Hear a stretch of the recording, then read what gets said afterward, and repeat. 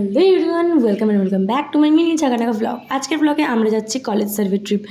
যেটা ছিল আমাদের সকাল 7:40 বাস ছাড়বে, আর আমি জানতে পেরেছিলাম ওই দিন সকাল 7টায়। যাই হোক, আমার বাড়ি থেকে কলেজের ডিস্টেন্স যেহেতু 45 মিনিটস, সে কীভাবে যে গেছি তাড়াহুড়ো করে সেটা তোমরা আমাদের চেহারা দেখি আশা করি বুঝতে পারছো। যাই হোক, গিয়ে দেখি যে আমরা আমাদের পছন্দ মতো সিটটা পাচ্ছি না, পুরোটাই রিজার্ভ। কারণ কি, আমরা অনেকটাই দেরি করে গেছি বাস ছাড়ার টাইমে একদম।